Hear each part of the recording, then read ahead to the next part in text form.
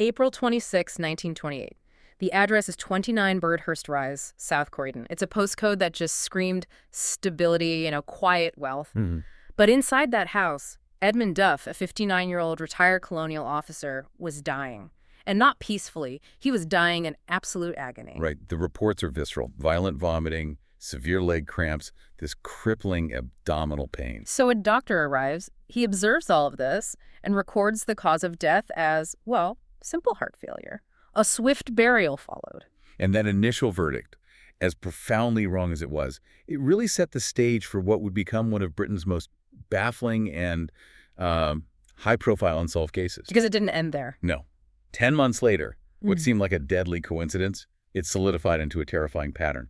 Vera Sidney, Edmund's 40-year-old sister-in-law, died with precisely the same excruciating violent symptoms. And the terror, it just kept escalating. Just 3 weeks after Vera's death, Violet Sidney, Vera's mother and Edmund's mother-in-law, age 68, she succumbed to the exact same ailment. And the official diagnoses, again, were just dismissed as natural causes. Gastric flu, things like that. It's unbelievable. It was only the sheer volume of grief and, the mounting suspicion that finally forced the authorities to dig deeper. Literally. They exhumed the bodies. They did. And when they were analyzed by the forensic science legends of the day, the horrifying truth was confirmed. All three had died from lethal doses of arsenic poisoning. And the source? Eureka weedkiller, a compound of 60% pure arsenic located right in the family garden shed. This triple tragedy, it instantly focused the lens of suspicion onto one person who spanned both of those households. Grace Duff, wife of Edmund, daughter of Violet, and sister of Vera. And the motive was stark. I mean, absolutely, absolute. She was the sole beneficiary of this entire tragic sequence, inheriting an estimated 80,000 pounds. A fortune at the time. The specific chilling details unearthed during the inquest really painted a picture of calculated cruelty. We know Edmund fell violently ill immediately after his supper. Vera complained her soup tasted strangely gritty just moments before she collapsed for the final time. And Violet, in her last desperate days, she actually managed to tell friends, "I'm being poisoned." Chilling. Just absolutely chilling. And adding to all this, you have the family physician, a Dr. Elwell. Yes, the doctor who misdiagnosed all three deaths as natural illness, fueling these persistent rumors of an affair with Grace. And then, crucially, we have evidence that just vanished.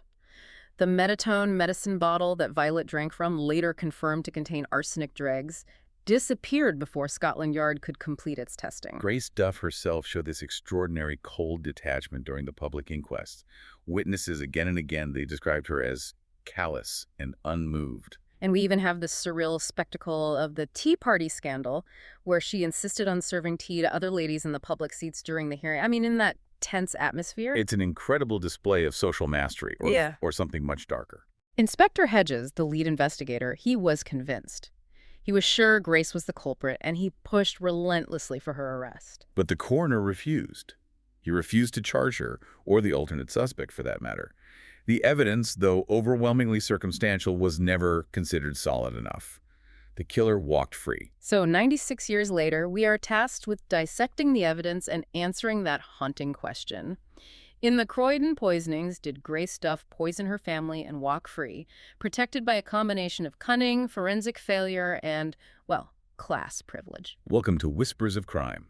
Today we're going to take a hard look at the archived files of the South Croydon poisonings, a case that not only revealed the terrifying limitations of early 20th century forensics, but also it exposed the powerful protective shield that wealth and social standing could provide in the justice system of the time. Don't forget to follow Whispers of Crime on Apple Podcasts, Spotify, iHeartRadio, Spreaker, and other podcast platforms for daily updates on every crime, and subscribe to our YouTube channel, Whispers of Crime. So we are setting the scene at 29 Birdhurst Rise and the nearby home of the Duffs.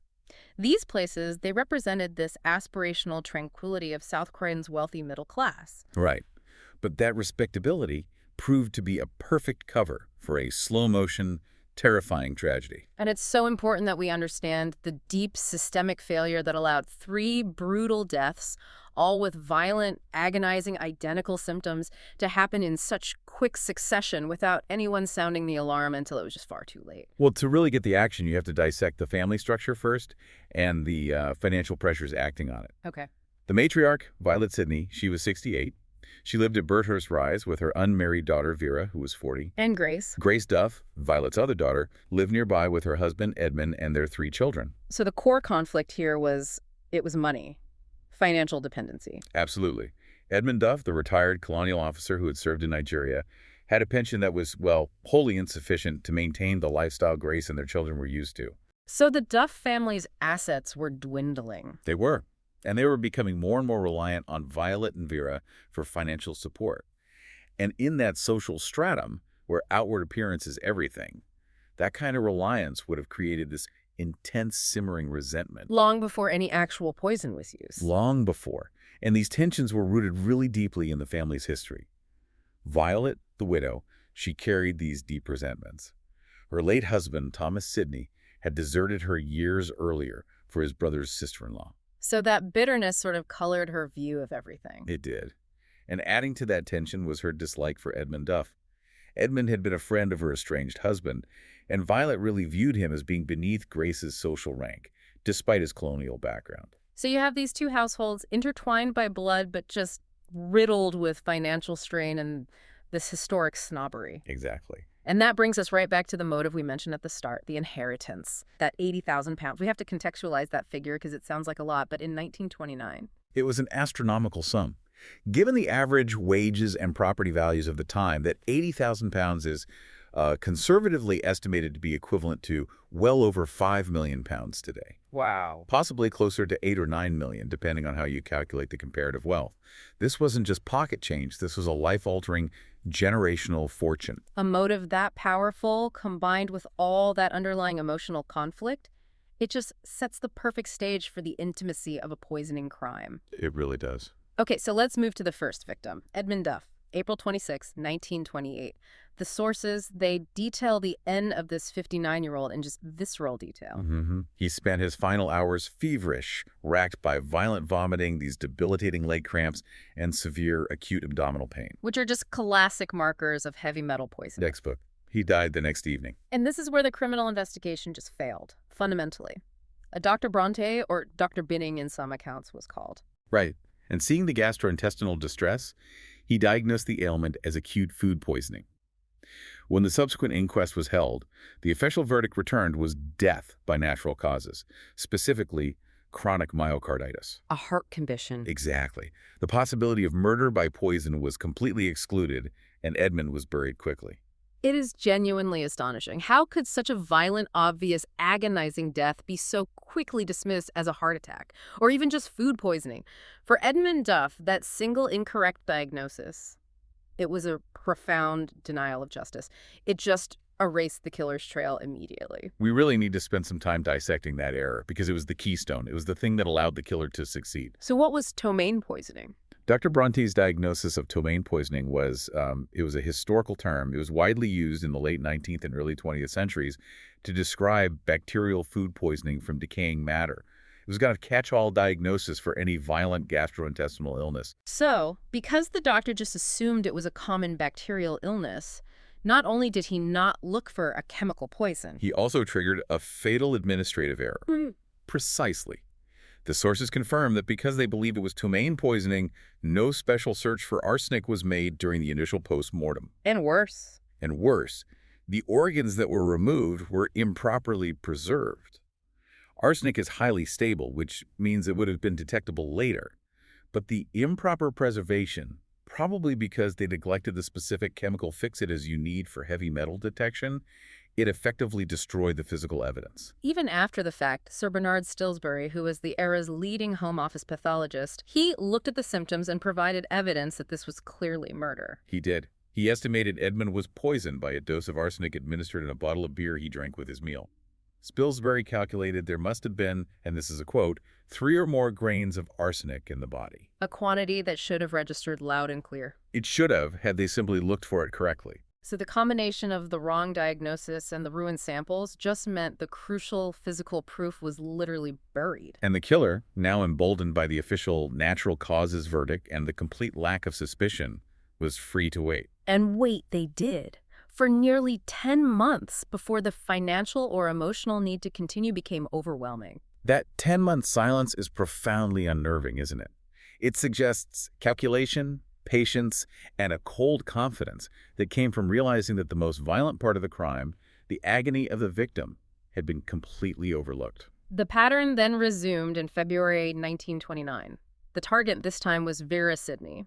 She was 40, described as cheerful, healthy, a social woman. She'd been taking care of her grieving mother, Violet. The killer returned to Birdhurst Rise. And the method used this time, it seems so much more reckless than just poisoning a single bottle of beer. It does. The poisoning incident centered around lunch. Vera and her aunt, a Mrs. Greenwell who was visiting, were served soup. Right, and Vera immediately complained of sickness. She told her aunt the soup tasted distinctly gritty. That grittiness suggests a possible insufficient mixing of the poison, or a dose so high that the solubility was just compromised. But the killer risked so much collateral damage here, the aunt was right there. Absolutely. And the cook, Mrs. Noakes, who was apparently very fond of Vera, had a spoonful of the soup and promptly became ill, though not fatally. And the cat, too. Even Bingo, the family cat, consumed some of the soup and was taken violently sick. This indicates a really high concentration of poison. Which suggests one of two things. Either the killer was just unconcerned about collateral damage, or perhaps more cunningly, they banked on the idea that if multiple people got sick, it would look even more like food poisoning. It would just reinforce Dr. Bronte's original fatal diagnosis from 10 months earlier. Vera suffered violent vomiting, convulsions. She died screaming on February 15th. The poison was targeted, placed in the soup that Vera alone usually took, so there was meticulous planning on the vehicle. But the application was just dangerously reckless. And yet, the systemic failure just repeated itself. Dr. Elwell, the same physician whose reputation would later be shredded by his association with Grace, was called. And what did he diagnose? Gastric influenza. No suspicion was raised. This is the second monumental career-ending failure in less than a year, and it just confirmed the killer's confidence that the symptoms of arsenic would continue to be mistaken for common illness. So just 3 weeks later, we come to the third victim, Violet Sidney. And this, for me, is the most poignant part of this tragedy, because this was the victim who seemed to understand her own fate. Violet, heartbroken after losing her daughter Vera, quickly fell ill herself. What stands out here is that she didn't keep her fear silent. She told friends, people close to her, in no uncertain terms. She said, "I'm being poisoned." It's the ultimate explicit warning. Yet it was terrifyingly ignored or dismissed by everyone around her. It's a profound failure of care, maybe stemming from a societal unwillingness to believe such evil could exist in their polite circles. That is the ultimate sense of intimate betrayal. To know you're being murdered by someone close to you, to say it out loud, and to have the very people you rely on, the doctors, the family, fail to intervene until it's too late. It's devastating. On March 5, 1929, Grace visited Violet and found her in tremendous agony. Violet told Grace she had just taken her usual tonic, a medicine called Meditone, and had been immediately seized with severe pains. And she died that same day. She did. And once again, Dr. Elwell was called. And once again, he failed to detect any foul play. But the analysis after her death, it confirmed every single one of Violet's desperate warnings. It did.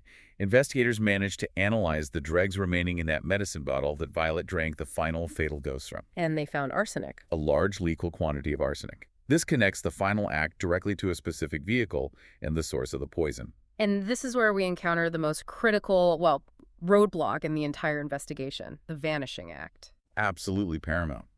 The source material reveals that Dr. Elwell made some initial inquiries to the chemist about the tonic's standard ingredients.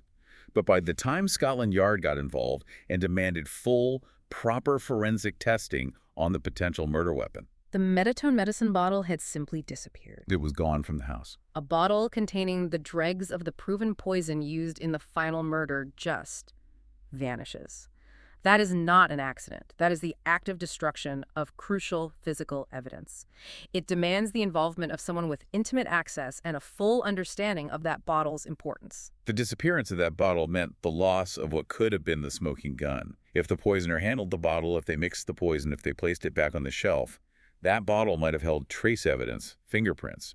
It could have provided an undeniable chain of custody, linking the poisoner directly to the fatal administration. Without it, the case was immediately thrown back into the realm of the circumstantial. The sheer confluence of 3 identical violent deaths in such a short period finally transcended those initial faulty diagnoses.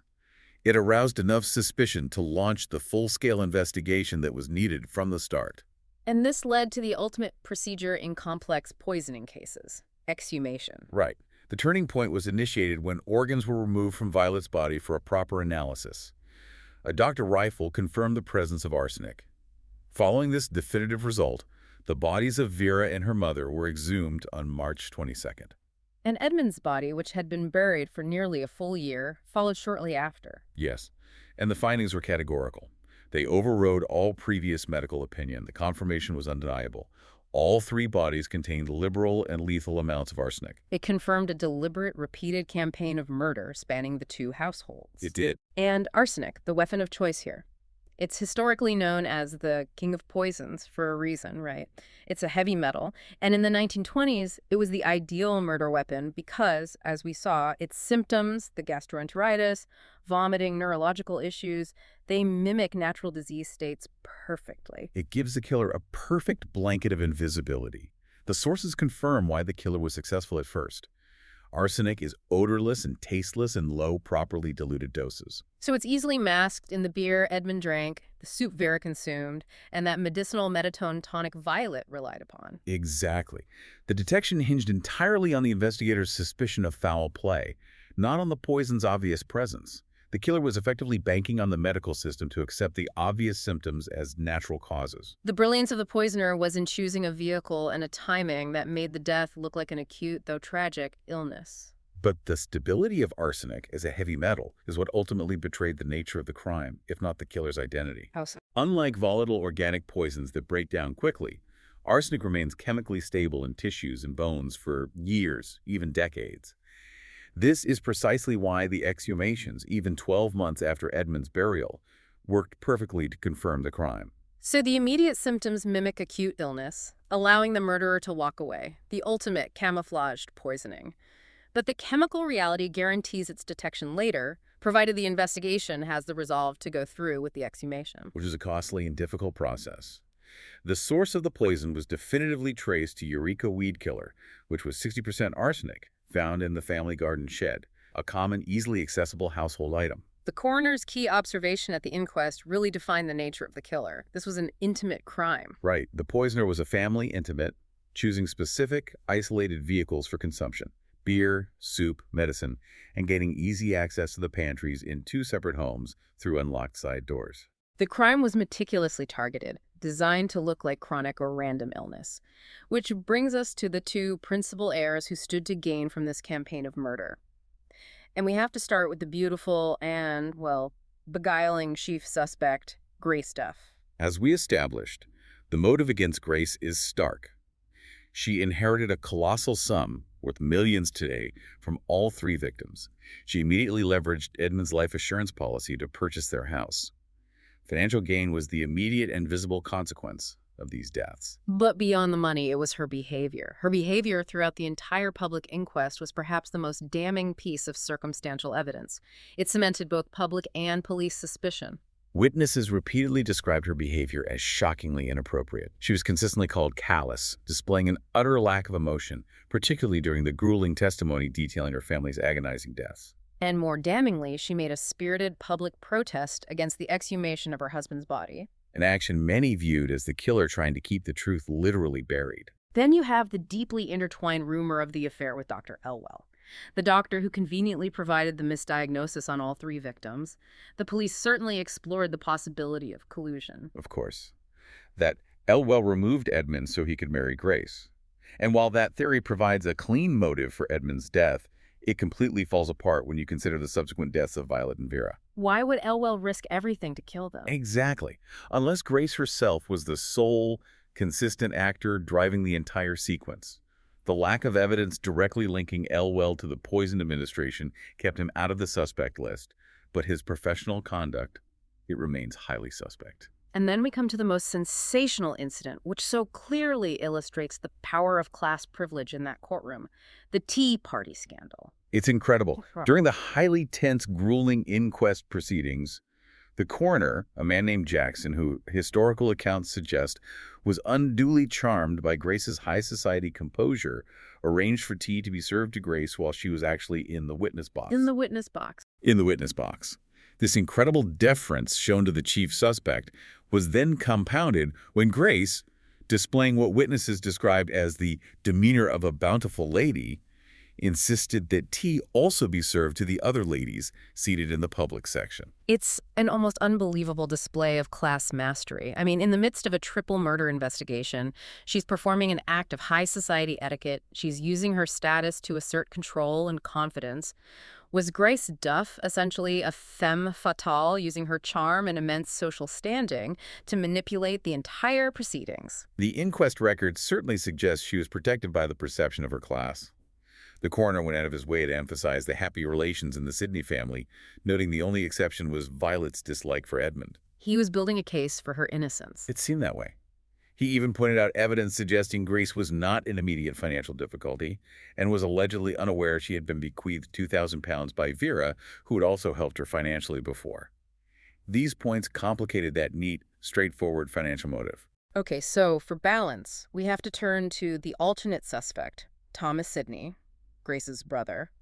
He also benefited substantially under the wills. We need to look much deeper into the evidence against him, which the inquest also found compellingly suspicious. Tom Sidney's motive was financial necessity, driven by ambition and, frankly, failure. He benefited under the wills, and he desperately needed money to fund his family's emigration to the USA. His career as an entertainer had completely stalled in England. He needed a fresh start. And he had the means. He had arsenic weedkiller in his own garden shed and made no secret of this fact to the police, which, some saw as a way to proactively remove suspicion from himself. But his actions and his statements during the investigation raised significant red flags for the coroner. They did. The coroner directly questioned Tom Sidney's veracity, noting that Sidney seemed at times to not quite have appreciated the gravity of the inquiries. Crucially, Sidney provided a conflicting statement about his whereabouts around the time of Vera's death. He claimed he'd spent a week indoors with influenza. But the coroner didn't buy it. The coroner stated that Sidney was clearly aware of the ambiguity in his alibi when he was cross-examined. And then there was the testimony from the cook, Mrs. Noakes. What did she say? She later testified that she thought she had seen Thomas in the house just before Violet took that fatal dose of Meditone tonic. That places him suspiciously close to the final documented act of poisoning. At the precise moment, the poison tonic was consumed. If he was cited, and he had the motive and the means, and if his alibi was questionable, it created a compelling circumstantial case against him as well. Yet despite all that, the coroner stated there was not a tittle of evidence of administration in his case either. Right. He pointed out that Tom Sidney was not an inmate of either household, and while his subsequent emigration to the USA certainly fueled suspicion among the police, legally, the circumstantial evidence against him was deemed just as insufficient as the evidence against Grace. So, to close out the other possibilities, the theory that Violet killed herself out of grief was dismissed once they found arsenic in Edmund and Vera. Correct. And the idea that some stranger, someone unconnected to the family, administered the poison for random reasons also fails the intimacy test. The poisoner had access to specific food and medicine in two separate homes. The investigation was correctly narrowed down to the family circle. So the investigation itself became this major public spectacle. The magnitude of it was staggering.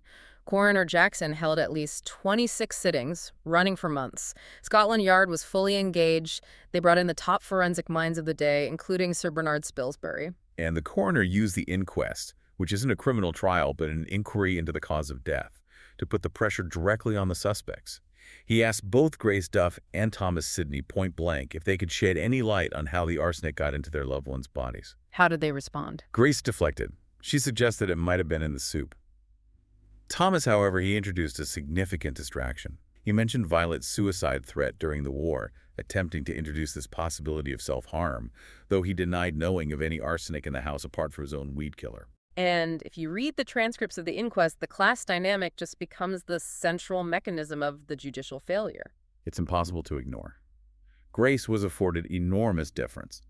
The Tea Party, the gentle cross-examination, the coroner's public appreciation of her composure. You contrast that with the intensely probing cross-examination Tom Sidney endured, focused on inconsistencies in his alibi and his truthfulness. The system seemed institutionally designed to protect the image of the wealthy, respectable lady, even while she was the chief beneficiary of a triple murder. In this environment, it prevented the police from making the move they wanted to make. And so, despite the exhaustive investigations, the deployment of the UK's leading forensic minds, and the confidence of Scotland Yard, the inquest concluded with the same frustrating verdict on all three deaths. Murder against some person or persons unknown. The overwhelming, yet purely circumstantial evidence against both Grace and Tom was not deemed solid proof enough to sustain a murder charge. The professional conflict here was just laid bare. Inspector Hedges, the lead officer on the case, was adamant.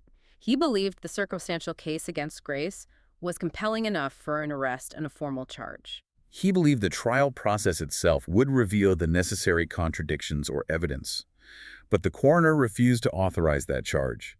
He cited the lack of any physical smoking gun directly linking the poisoner to the means of administration. It was a conflict between the police's professional certainty and the coroner's legal conservatism. And the coroner won. The case was officially closed in August 1929. As late as September of that year, Scotland Yard was still publicly confident the solution would be found. It never materialized. No charges were ever brought against anyone. Tom Sidney eventually emigrated to the USA, leaving the entire scandal behind him. And Grace Duff? She died in 1973, decades later, living anonymously on the South Coast. She never faced trial for the murder of her husband, her mother, and her sister. The Croydon poisonings remained officially unsolved 96 years later. The tragedy here is just multi-layered. It extends beyond the three lives taken by a family intimate. The killer's ultimate success rested not just on their cunning, but on this catastrophic confluence of forensic failure and judicial timidity. We have to systematically recap those failure points because they are the lessons of this case. First, the fatal misdiagnoses by Dr. Bronte and Dr. Elwell, categorizing the violent symptoms of arsenic as chronic illness or food poisoning. That immediately steered the investigation off course. Second, the destruction of physical evidence. The improper preservation of Edmund's tissues. Once those organs were mishandled because of the ptomaine poisoning assumption, the chance for objective scientific proof was just eliminated. And third, the disappearance of the Meditone bottle. That removed the final, best chance for conclusive physical evidence connecting the poisoner directly to the administration vehicle, making it legally impossible to prove administration. The poisoner employed camouflage, making the crime look like natural illness, and successfully controlled the flow of information during those critical early hours. In the realm of criminal poisoning, the killer often relies on the initial medical system to unintentionally bury the evidence for them, and that is exactly what happened here. The Croydon poisonings stand as this chilling lesson in how justice can be denied not by an absence of motive or suspicion, but by procedural flaws and the unequal application of scrutiny based on social standing.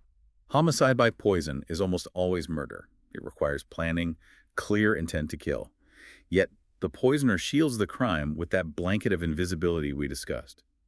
The critical evidence here was either literally buried or it was made to vanish. We encourage you to consider this question as you reflect on this case.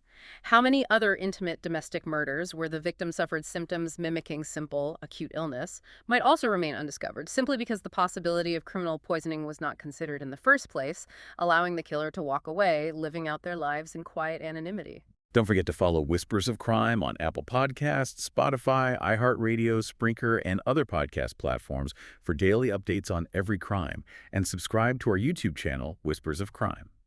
Like, share this episode with others who might have information about this case, and help. Also comment your suggestions below. Drop your positive review and rating. And remember to check out other UK historical cold cases we have previously released. Knowledge is the key to finally bringing light to these shadowed crimes, and your engagement really does help keep these stories alive. Thank you for joining us.